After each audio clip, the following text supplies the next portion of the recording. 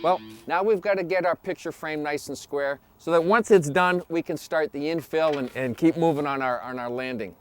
You know, we've talked about a lot of different kinds of stones today, but one stone I'd like to show you is reclaimed or salvage stone, the stone that comes out of old buildings. It happens to be a passion of my son Jay, and last week he took me on a little trip to see one of his latest treasure troves. So while we're finishing up here, let's go see what Jay found.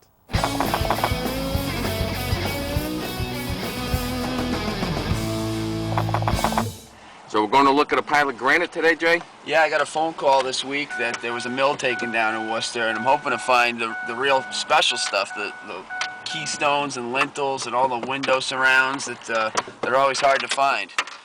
Well, good. Let's go see what you found. Let's keep our fingers crossed.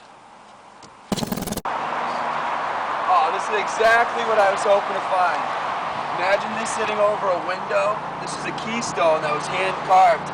I would think at least 100 years ago. The window, man, 9-10 foot wide. I can't even imagine that this is just laying in a pile like this. So these are the kinds of treasures that you're looking for in a big pile of stone like this, huh? Yeah, generally the heavier they are, the harder they are to move. We take as much time and care as we can to preserve the original state of the stone. So when we design it into a landscape, it fits the bill and keeps the look that it's meant to have. And a stone like this, what would you do with a piece like this? We could split it up, posts, we could finish it off as a step, find a way to get it in your house as a mantle for a fireplace or a surround with a little time and fabrication. Virtually anything. How hard is it to find piles of stone like this? Well, the problem is that it's, a lot of times people don't know who to call and where to go to get these stones removed, so they just sit there for years, collect dirt and trees. And by the time that somebody does find them, it's so much work to get them out of the woods.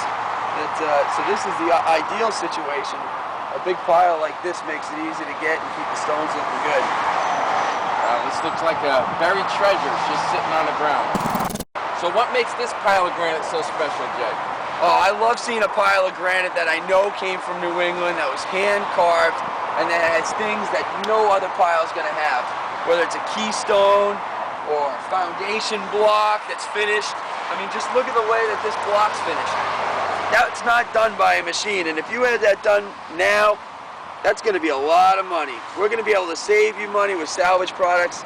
This is just a great find all around. I'm pumped. So this is kind of bringing a piece of your own history right into your building, because you know that this was old New England stuff. I mean, you'd have to imagine if this building were in Worcester for the 100 years or so that it's been, our families, everybody that we know passed by this building, and to have a piece of it in your backyard, I can't think of anything better. Well, that was pretty interesting, the stone that Jay has found. Of course, he still has a lot of work to do on it. He's got to get it palletized, cleaned up, back to the shop, and made into some kind of stone arrangements for a fireplace or something. If you'd like to learn more about antique stone, check out his blog spot at Stone of New England. Well, we're back here with Chris. Chris, I see you got almost the whole inlay done. We do, Hank. We're moving right along. What's the most important part right now? Well, what we want to do is we want to make sure all the stone are touching. So we don't want to make sure we don't have any hollow spots so the water will puddle. So as you can see, we're touching. All our stones are touching. These stones are all set, and we just have these last two stones to set. And once we get this done, what's the next step that we got to accomplish here? The next step is we're going to start to veneer the front, set our bottom tread, and then we can joint off our landing. And that's what we'll tackle when we get back. You're watching Homework with Hank.